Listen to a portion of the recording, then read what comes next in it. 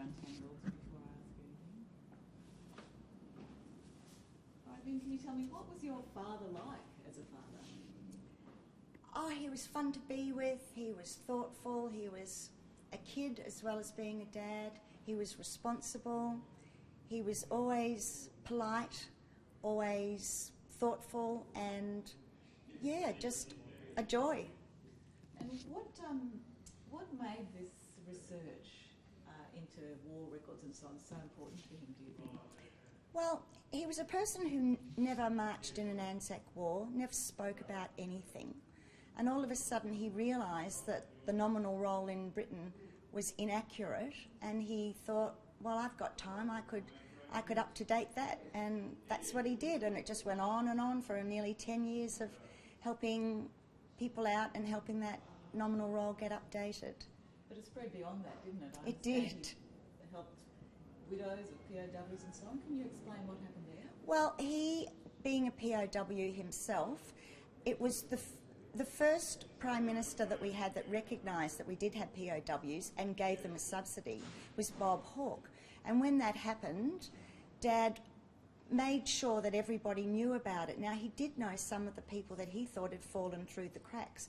So he had to go up to Canberra, he had to challenge the freedom of information speech and get that happening, and then he was able to find further names of people that he could let them know that they were owed this money because their husband had been a POW.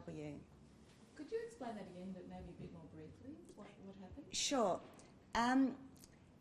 Dad had to go to Canberra for the Freedom of Information Act when he found that some of the POWs that had been in the war had not been compensated as Bob Hawke, when he did take roll, was able to put into place.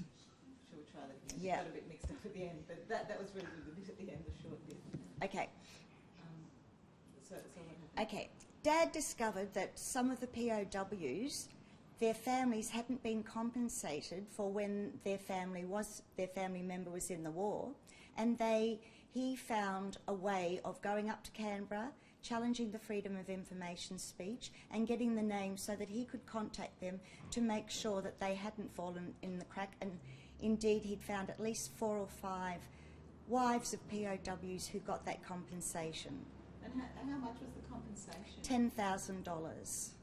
Sorry to do this to you, but could I get you to repeat it again with the figure in it? So just briefly, what happened with the widows of POWs? They were given a compensation for the fact that their husband had been a POW in the war. And how did your father help them?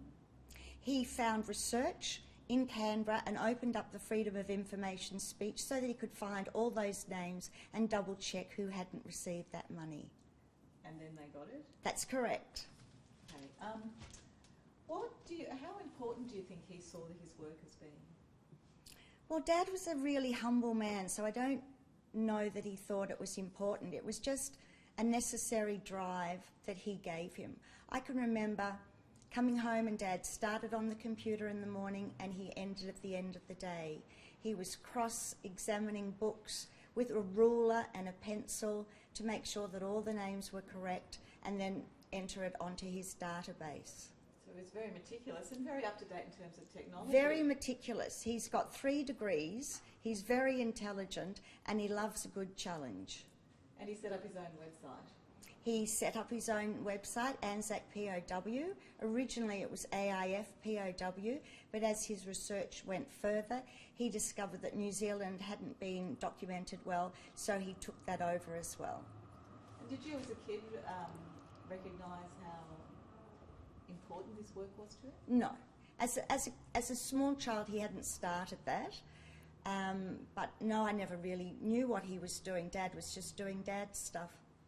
And what sort of a difference do you think he made for the veteran community? Huge difference. From the feedback I get, a huge difference.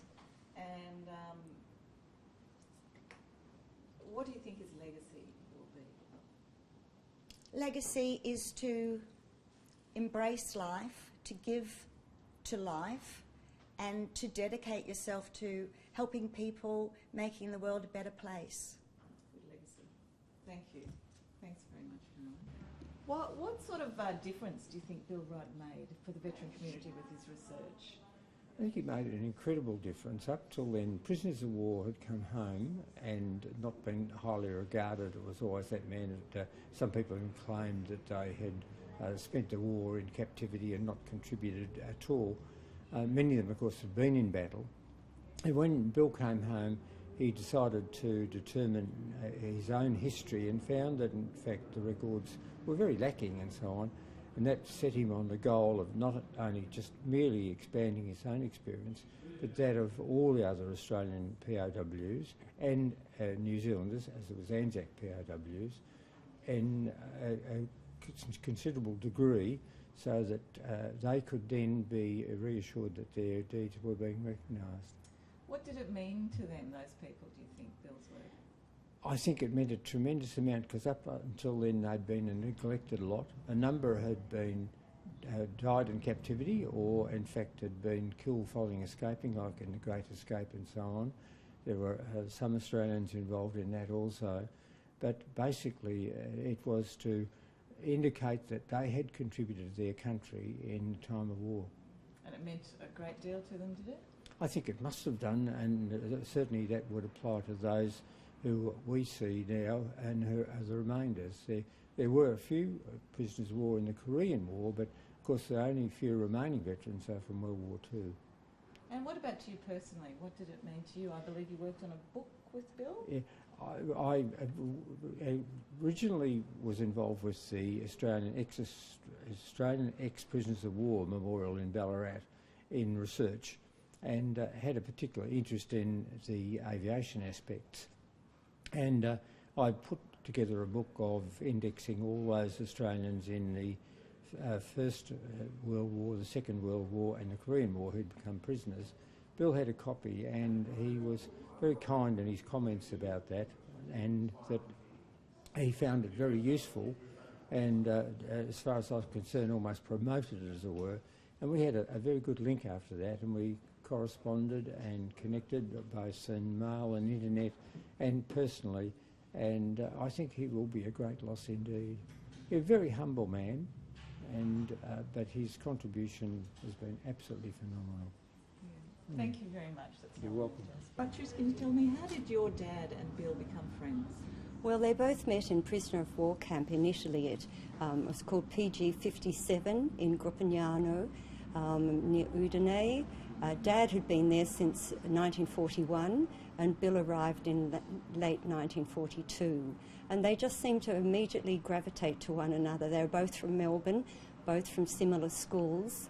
And Bill came in quite unwell, and he has told us that Dad helped nurse him through jaundice and dysentery and shared his food packages with him. And Bill always was grateful for that, but they formed a wonderful friendship. After they were sent to working farms, Bill and Dad, Gordon Dare, didn't get to go to the same ones. They were sorry about that, but apparently they were split up alphabetically, and Dad was Gordon Dare, Bill Rudd, so they went to different ones. And then they didn't see each other again till the war was over. Yes, so when the armistice happened in September 1943, they had the opportunity to escape, these prisoners who were on working farms, and many of them did. And Bill had a plan that he would go across the mountains to Switzerland, whereas Dad also thought he'd do that, but he didn't seem to get his act together quite as fast as Bill.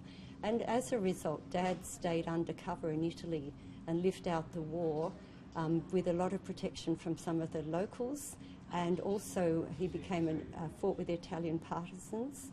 And towards the end of the war, he was with the British Special Operations Executive Mission Cherokee. And they finally met up in Eastbourne repatriation camp in England. And how important were they to each other, do you think? Well, obviously very important. And after that, unfortunately, Dad died at 55, having never told us of his war experiences. All we knew was that he had spent time in Italy, and a special Italian had helped him out so much. So we knew about Luciano a lot, but he didn't ever allude to the fact he spoke fluent Italian. It was as if he was bearing that whole experience. And after he died, my siblings and I decided we just had to find out more about what happened to Dad. So we turned to Bill Rudd. And prior to that, he'd helped Mum, who was suddenly a widow at 52. She found out that she wasn't entitled to the War Widow's pension because her husband had been a prisoner of war. And when Bill heard that, he thought, that's not right. So he took it on his mission to resolve that, and they should have had a $10,000 pension, and it wasn't going to come Mum's way, but due to Bill, it did. So he helped so many other widows, and our quest to know more about Dad led him to apparently find the stories of 3,000 others. Wow, So, amazing. yes. And how important do you think his work is, this research? Oh, absolutely. He's set the record right over on 100 different instances, and he encouraged me strongly. When we started, my siblings and I started to think, well, we've got to find out about Dad, and Mum had died by this time, so we thought, well, we've got to find out. So we went to Bill's house and interrogated him, found out what had happened, and then he looked at the four of us and said, one of you has to write his book. And he produced books that other descendants had written about their fathers, and he said, one of you's got to write the book. So I Fell thought, to you. it fell to me. But I enjoyed it so much and learnt so much and visited the places where Dad had been. So I thank Bill for that. And he supported me in the writing so much. So. And what do you think will be Bill's legacy? Just knowing more about those years, I think. Because he not only helped the AIF, he's done the Air Force research too. And, he was just a charming, wonderful, intelligent man. Everybody knew him, loved him. Yes. So. I think that's all I need to ask you until it's starting to Okay. Hey, Tom.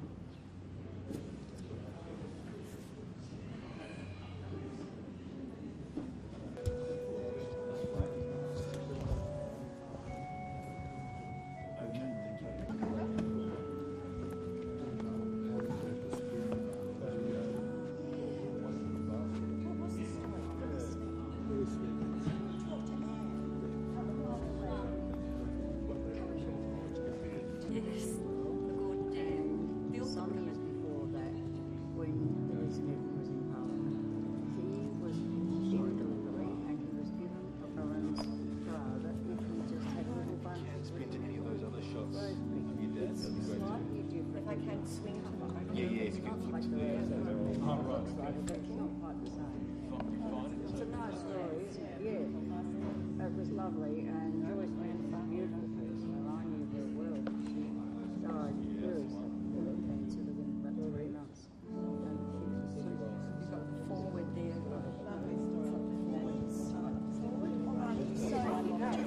Can you tell us, why did your father get so obsessed with researching all this military history? I think he noticed that there were official records from the government that weren't necessarily accurate. Just because it's official doesn't mean they're accurate. And there were quite a few occasions when people were not acknowledged as being a prisoner of war as he was. And he just wanted to set the record straight because it has quite an implication on their widows and their families. And he just wanted to make sure that what they were entitled to receive from the government they received. So what was he researching? Was it the POW stories or was it the wrong roles and that sort of thing? It was mainly, he just wanted to chronicle the Europe. There was a lot of emphasis on Japanese prisoners during the war, but not much on European prisoners, and he wanted to just set the record straight about who was in Italy, where he was, and the rest of Europe, who escaped, where they escaped to as a matter of record, and he found that that wasn't done, and so he set up the website anzacpow.com to redress that balance. I also understand he helped one widow who was being denied $10,000 from the government. Can you tell me what happened there as briefly as you can? Well, it was a matter of, Dad obtained through Freedom from Information records that showed that this particular gentleman was in fact in a prisoner of war camp. I think it was a German concentration camp, and there was a certain lack of recognition from the Australian government that there were in fact Australians there, and he assembled the research to prove that he was, and was able to submit that to the government, and she was able to receive that compensation. Well, can you explain, I might just ask you that again, could you explain the amount that's involved? It's quite a significant $10,000. figure. Would you mind just starting from the beginning, just briefly, Yeah, telling me that story? The amount was, it was Bob Hawke that introduced this ex gratia payment of $10,000 to people who were prisoners of war, and he was able to obtain that for the widow. And what had happened that she'd missed out? Because the official records didn't acknowledge that her husband was in fact a prisoner of war. And he managed to fix it so that Yes, that's right. she got the money. That's right. So, how important do you think his work is to the veteran community? Well, I think that it is important to set the record straight. One thing I learnt in dealing with him is that, as I said before, just because the official records are official records doesn't make them accurate. And particularly, pen and paper recording during a war is a difficult exercise, and it is just difficult sometimes to get the government to acknowledge that their records are not accurate, and it takes quite a deal of research to prove that the record needs to be set straight. And how many people do you think he helped with his research?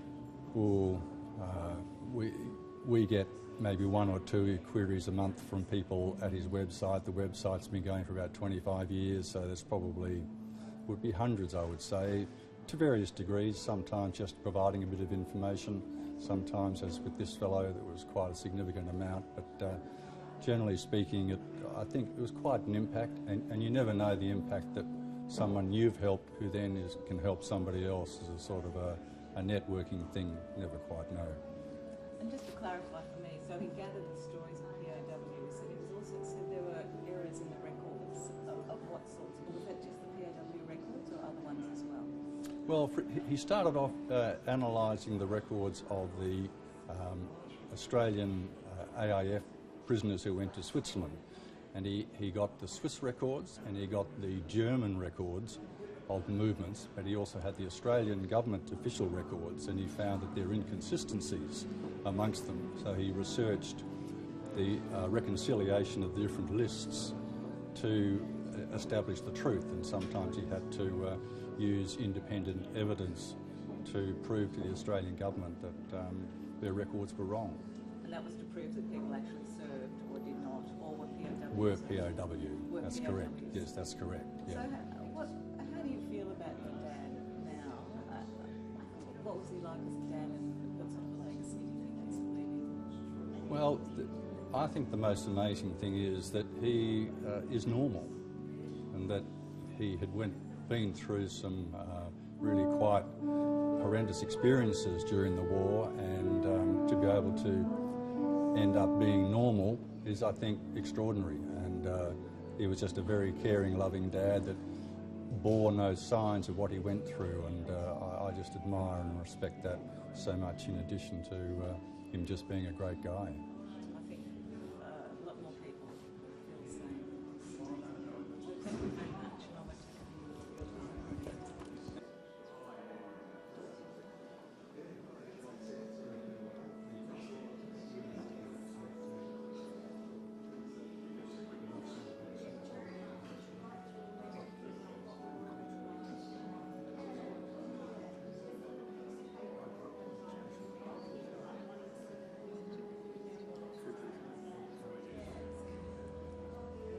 Two, two, two.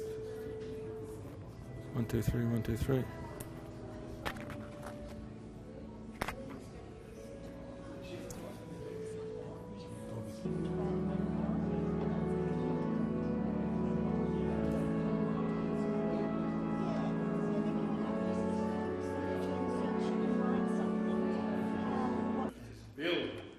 Bill, run.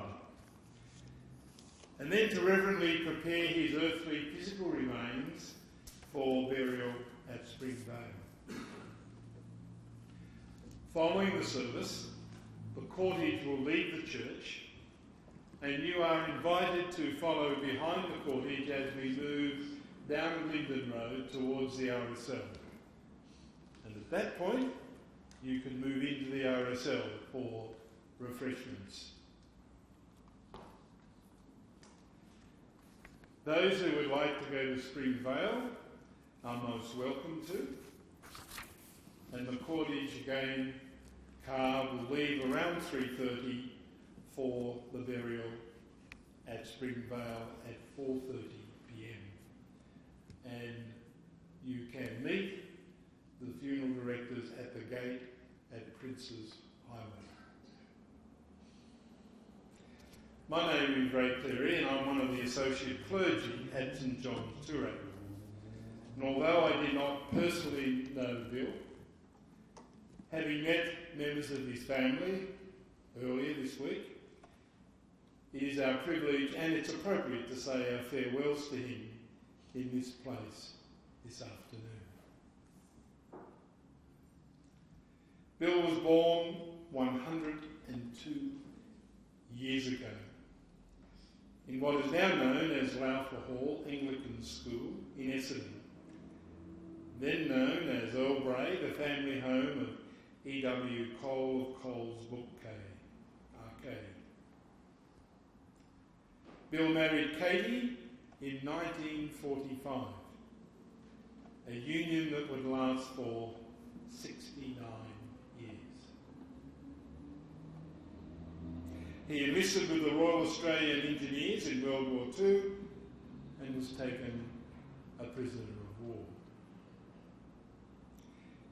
He's been described to me as a warm family man whose generosity of spirit touched all he came into contact with throughout his life. And in each of the eulogies that will follow shortly, I'm sure we will hear much more about his life and wartime experience. Bill and Katie had 4 children: Peter, deceased, Tony, Marilyn and Jenny. Bill never forgot his war experience and was a tireless worker for Anzac prisoner of wars and their families. He took a leadership role in seeking recognition and recompense from the Australian government for the widows whose husbands had never been recognised as prisoner of wars. In 2010, he was recognised with an Order of Australia Medal. On behalf of the family, I express their appreciation for your presence and for your prayers and support at this time. And as part of this service, we will include a recognition by the RSL. As we begin this service of thanksgiving and reflection, I now invite each of you to just sit quietly for a few moments and reflect on how Bill touched your life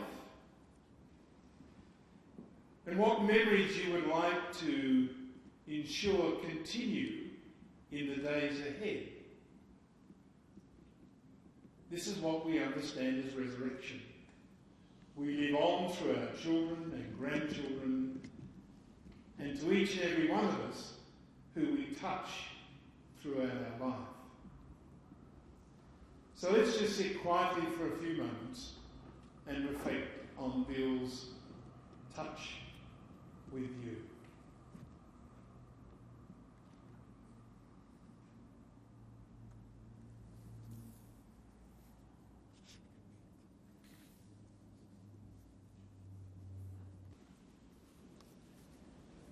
Grace and peace from the Lord be with you.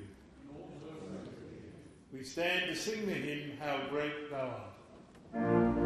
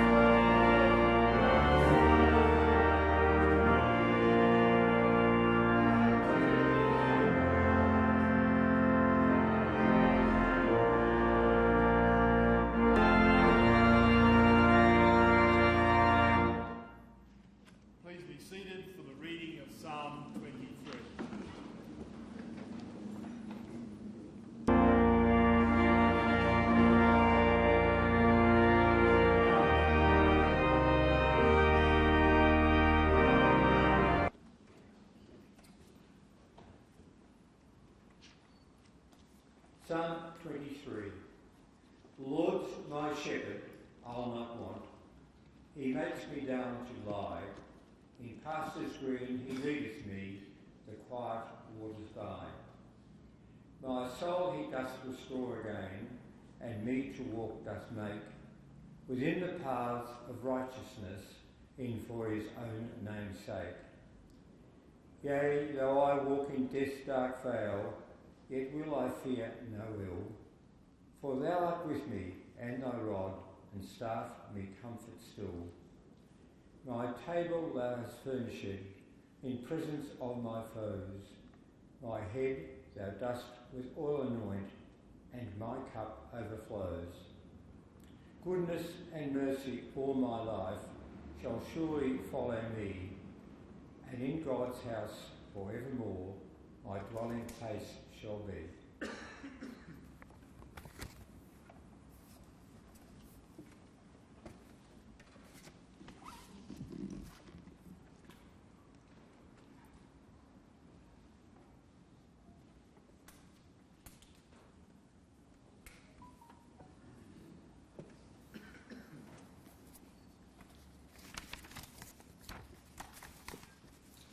They say that your achievements in life are measured not by the heights that you reach, but by how far you've come, how you have dealt with the challenges life's thrown in your path. After being captured in North Africa, Bill, along with 4,500 other Allied POW, were making the journey across the Mediterranean to Italy on 2 ships, the Sestriere and the Nino Bixio. On August 17, 1942, the Nino Bixio was torpedoed by a British submarine at the cost of many lives, including 157 Anzacs. At his website, anzacpow.com, Bill recounts, "I remember a sudden tremendous thud and a whoomph of the torpedo bursting into the hull. Looking down was like watching a surreal merry-go-round. It was still daylight and the clear white and jade green water was swirling around in a clockwise direction with bodies, clothing and all sorts of gear revolving at a mad pace. On deck, it was a scene of complete confusion. Those immediately above the hold, mainly guards, had been blown to bits. There were remains of humans hanging in the rigging and body parts littered the bloody deck.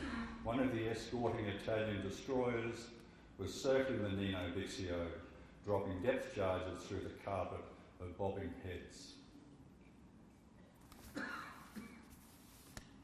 Italy surrendered in 1943. After 18 months in POW camps in the confusion that followed, Bill escaped and trekked across the Alps to Switzerland, where he met a young Dutch girl, Katie Oosthoek. They were married in Geneva in 1945, then back to Australia to start family life, ending up with 4 children. Growing up in Melbourne, he never uttered a word of his Nino Bixio experience to any of us. All we knew, we were growing up with a very caring and thoughtful man. A normal man. Dad was an early riser, no one else in the family was. On Sunday mornings he had a ritual: scrambled eggs with fresh parsley from Mum's herb garden, 6 glasses of freshly squeezed orange juice, preceded by his favourite movie themes: Harry Lime's Third Man, Dr. Zhivago, A Man and a Woman, and The Pink Panther to rouse the rest of the family. One of his favourite sayings from Omar Khayyam was, "When you have planted the rose of love in your heart, your life has not been in vain." You could almost taste his love in those scrambled eggs. He never lost his temper, despite us kids giving him ample reason for doing so. He seemed on good terms with everyone. Recently, my sister took him to Officeworks to print out some of his research. He would say hello to staff and try to remember their names. "Hi, Carol," he said, tipping his hat.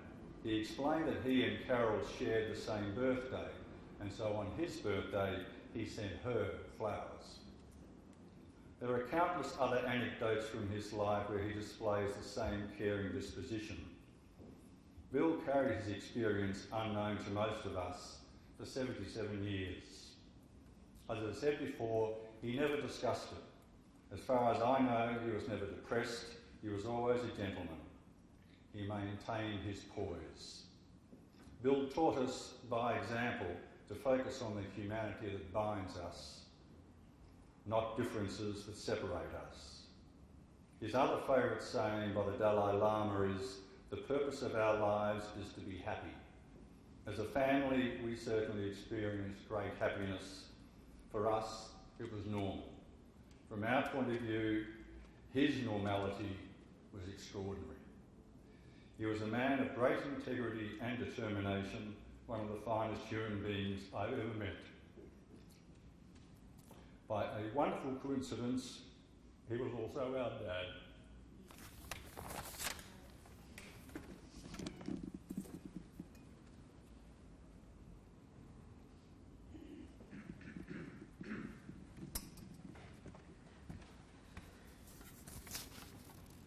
My name is Catherine Dare, and I'm giving this tribute to Uncle Bill on behalf of the Dare family. My sister Diana, her husband Harry, Trish and her husband Peter, and my brother David. Thank you to Tony, Marilyn and Jenny and Peter, who is sadly no longer with us, for giving me this opportunity. Bill Rudd was our Uncle Bill. It was a courtesy title. He wasn't a relative by blood, although it certainly felt like that. He was an intrinsic part of our lives from the day we were born, and we were so privileged that we had so many years with him. Our father and Uncle Bill were best friends from the time they met each other in the prison of Woncamp in Gruppignano, Italy. He was the best man at my parents' wedding, godfather to my eldest sister, Diana, and both men sent their daughters to the same school. It is due to the type of man Bill Rudd was that we are here today, because Bill touched everybody with his generosity of spirit, his humour and intelligence, his wisdom and strength. He had that rare ability to make the person he was talking to feel that they were the most important person to him. He was focused on you. When I was thinking about what to say today, there are so many stories that it's impossible to give him justice. But I knew if you were going to create, and I thought, to create a recipe to make an Uncle Bill, you would need some of the following ingredients. The ability to give wholeheartedly to others without reservation. To apply yourself to any task at hand with mindfulness, persistence, discipline, dedication, thoroughness and justice. To maintain friendships forever. In fact, at his 100th birthday party, I met someone with whom he'd been in kindergarten. To always bring gifts when you were visiting friends. When Uncle Bill came to visit, our parents were happy, and we were as excited as children as he brought us licorice all sorts. To support our mother, the widow of his best mate when our father died at 55, make weekly visits and be her counsel, help her to cope. To open the bar at Rockley Road at 5 o'clock every night and tell you that everyone is welcome, an open invitation who would say, just come. To be a wonderful conversationalist, to keep learning and look to the future. With recipes, there are often ingredients left out, and that is the case here. You can never make another Uncle Bill. He was a quintessential man, someone who can never be replaced or replicated. Thank you, Uncle Bill, for being you and allowing us to have you in our lives. I'm sorry that we needed a war for you and Dad to meet. The Dare family is incredibly lucky that you found each other. We miss you deeply. In closing, I would like to share this poem with you. It's called God's Garden. God looked around his garden and found an empty place. He then looked down upon the earth and saw your tired face. He put his arms around you and lifted you to rest. God's garden must be beautiful. He always takes the best. He knew that you were suffering. He knew you were in pain. He knew that you would never get well on earth again. He saw the road was getting rough and the hills were hard to climb, so I closed your weary eyelids and whispered, peace be thine. It breaks our heart to lose you, but you didn't go alone. For part of us went with you the day God called you home. Thank you, Uncle Bill. God bless and rest easy.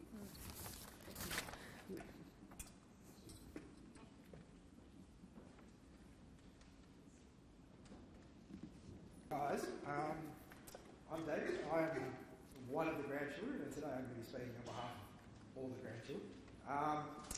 So, ahead of today, I asked all the other grandkids what their favourite memory was. So, I'm just going to tell you what they told me. So, Ocky and Winky, their favourite memory was one Christmas dinner where we were playing a tongue twisters game.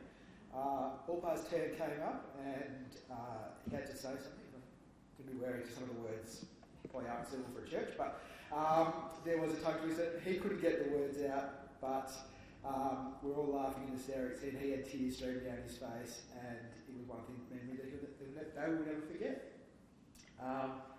Freya had another one around breakfast, and this breakfast is a recurring theme. Obviously, in a run household around the cooking of the eggs and everything else. But Freya's was Allpa cooking a full breakfast every day with eggs, bacon and freshly squeezed orange juice. We'd all be sitting around the kitchen bench while he was always busy looking after us. That was something. Alice, she, and again another thing that she'll never forget Allpa's ability to remember everyone's name, backstory and journey.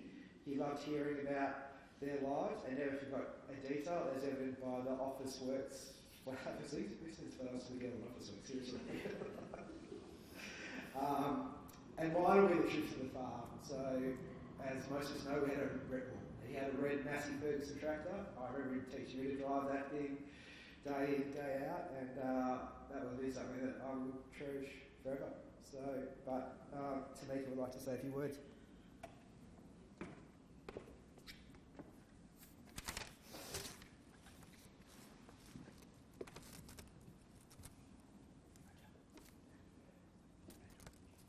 To the most generous, dedicated, warm and welcoming man I know, who was not only my grandfather, but like a father to me.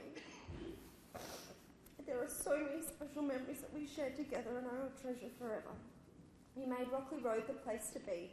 The bar was always open with multiple bottles of wine on the go to choose from, and in summertime it was punch filled with fruit. The nibbles and chocolate boxes were always full. Dinner was always available for anyone who wanted to join in.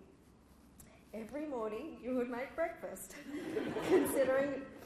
consisting of scrambled eggs with parsley and toast and about 15 different spreads to pick from, and freshly squeezed orange juice. The sound of the electric juicer was my cue to get out of bed and come and join you. These everyday memories I will never forget. You had a passion for family, food and wine. I remember when you won first prize, which was a car, but you actually wanted second prize, which was the case of wine, so the car was given away. You always knew the latest and greatest restaurants and bars that had opened up before I did, and was in the loop with all the launches, cafes and happenings around South Yarra and Paran. If I ever needed to know anything, you always had the answer. I can't think of any other 101-year-old that was sending emails, using mobile phones, researching and writing a book, running your own website and using the Google to search for things on the World Wide Web. And as a friend said to me the other day, they just don't make them like that anymore. You have touched every single heart in this room today, and 10,000 more. I will never forget your epic life, and as I always do, I will continue to share your amazing stories and life with everyone I know. I will forever see your bright and beautiful smile and hear your voice saying, "There's no doubt about you, Bob." Exactly 1 month from today, you would have turned 102. What an extraordinary milestone for an extraordinary man. 101 years young and in my heart forever. A true gentleman, a true legend, and I am lucky enough to call you my Allpa.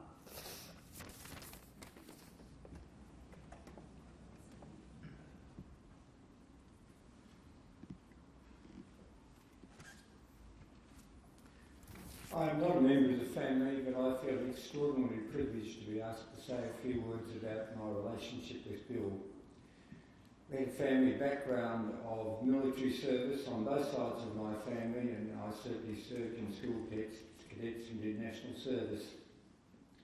And because of this and my recollections as a young lad of the newsreels of World War II and so on, I became very involved with the research into developing the Australian ex-prisoners of war memorial in Ballarat.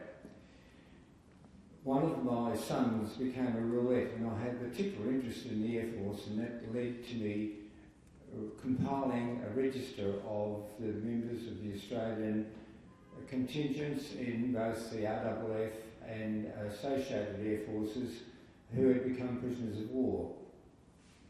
Bill and another centenarian, Jack Bell, who was an airman, also acquired copies of this, and our relationship grew from there, and I'm very proud to believe to be associated with them. And the family asked me to emphasise why I can't personally understand why he held me in such high esteem, but I certainly held him in the most inspirational, and the contact I had with him was virtually on a regular basis, and I benefited more, I feel, than he did. His enthusiasm, his dedication, his knowledge were peerless, and I benefited from that knowledge and information. He remained active until just a few weeks before his death. Truly, we will remember him, lest we forget.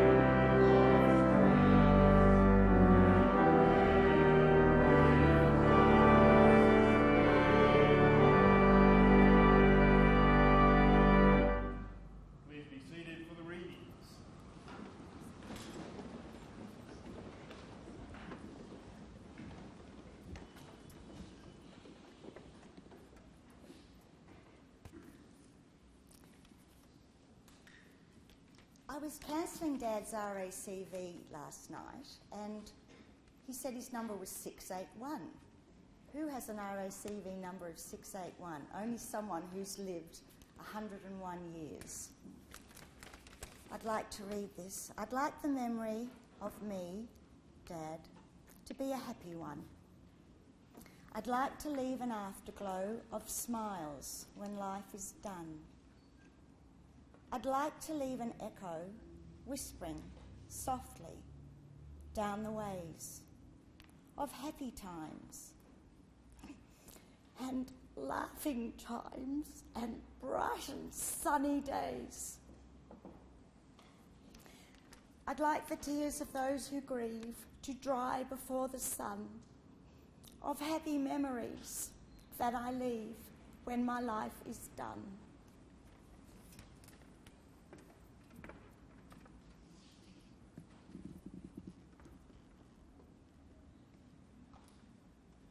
His current projects. He was also always interested in what was happening in your life, and he remembered all the information for the next time he saw you. A time to kill and a time to heal. A time to tear down and a time to build. A time to weep and a time to laugh. A time to mourn and a time to dance.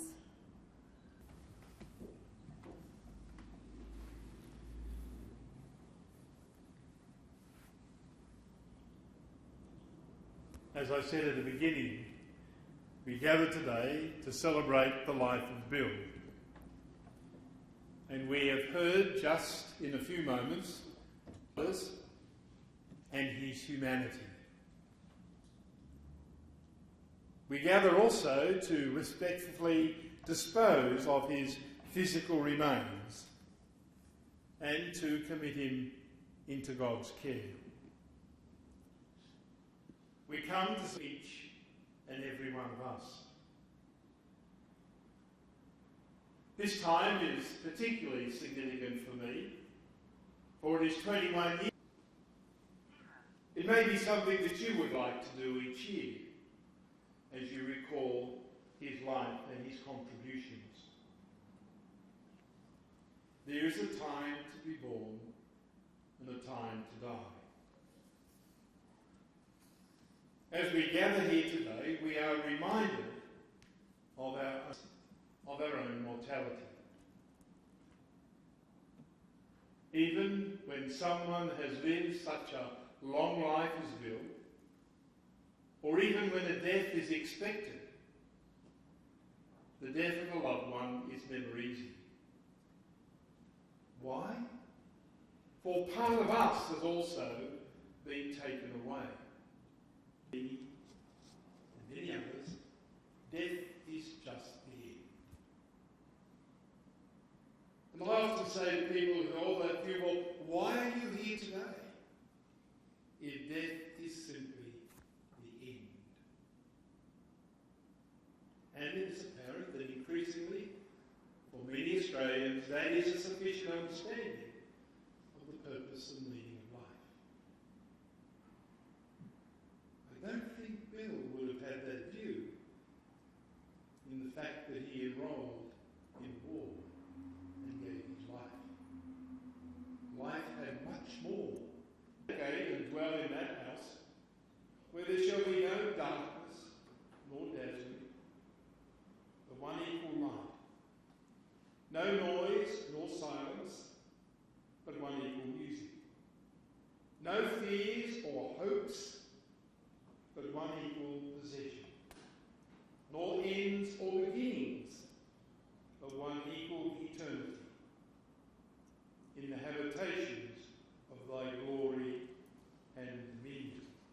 Its communion members and the chairman and members of the Toorak Services Club, we extend our condolences and sympathy to Tony, Lynn and Jenny and the extended family of Bill and the late Canon.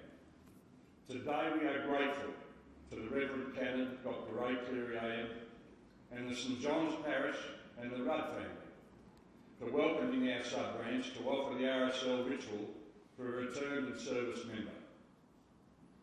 We are assembled here to pay tribute to one who has served his country in the defence of his nation, and for the freedom of others to do as they are legally entitled to do. His ex-service colleagues will remember how well he served. His family and friends will remember his service to the RSL and other community organisations he became involved with. Bill was a passionate member of our sub-branch and the Toorak Services Club, known as the Heroes. He gave great support, especially for the Anzac and Remembrance Day services and the Anzac and Poppy appeals. His age and health prevented him from attending over recent years. It was with great delight, though, that Bill, with the help of Lynn, attended our Air Force lunch together with 2 other centenarians in July this year. Naturally, the neighbours complained of the noise.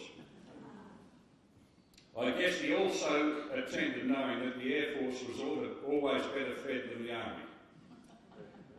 Apart from his historical research, Bill had extensive involvement with the plight of ex-POWs and their families. He showed relentless pursuit in righting the wrongs against the POWs, and his efforts brought the entitlements both they deserved and their widows.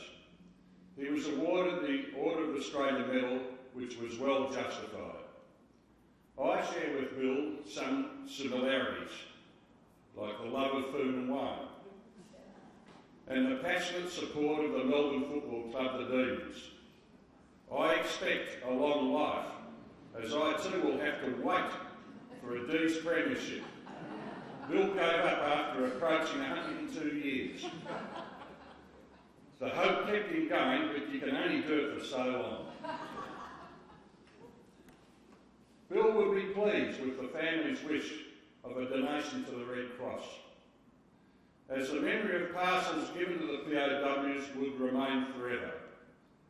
Some 60 million parcels from America, England, mainly America, England and Canada, were sent over to the POWs, and another 40 million medical parcels. Extraordinary. They say charity begins at home, but a lot of home in those days was overseas. VX 39694, Sergeant William Anthony Cole Rudd, OAM. Enlisted the 13th of February 1941, Royal Park, the 2nd 1st Field Survey Regiment. The 12th of September 41 embarked to North Africa, arriving on the 25th of September. The 20th of February 1942, he was transferred to the 2nd 7th Field Company, Royal Australian Engineers. During that time, of course, from July the 1st to the 27th in 42, was the first Battle of El Alamein.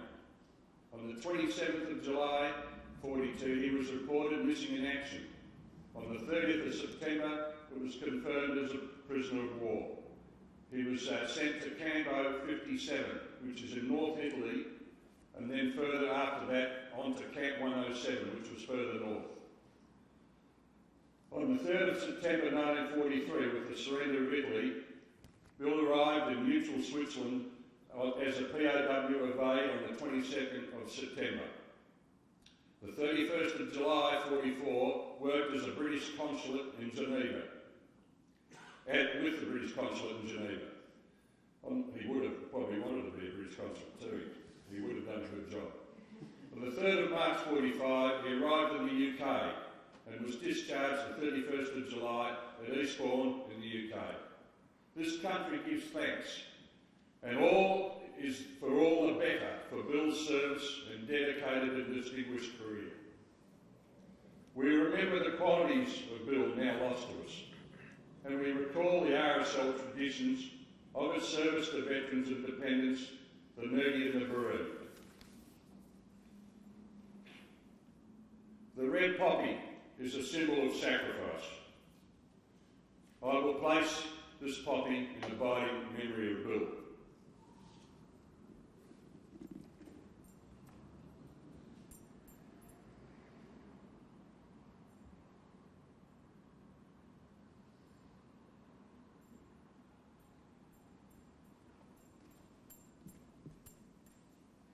invite immediate family to come forward to place their poppies, followed by all ex-servicemen and women, and anyone else who wishes to place their poppies, to demonstrate their love, devotion.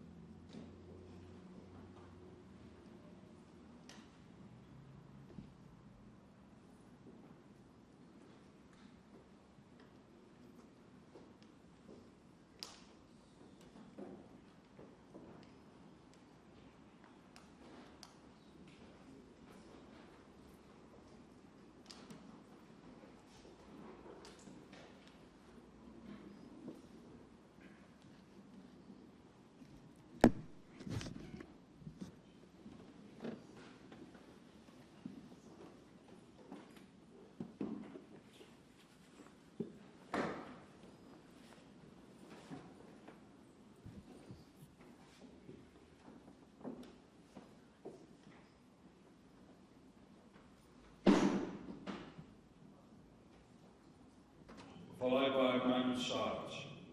During this time of silence, I ask that you focus your minds and hearts on your fond memories of Bill and give thanks for his commitment to the service of our great nation. The last close post is played to indicate that Bill has completed his life's work and has entered into eternal rest. Rouse is played to symbolise the awakening of the soul into a new life. Please stand if you are able.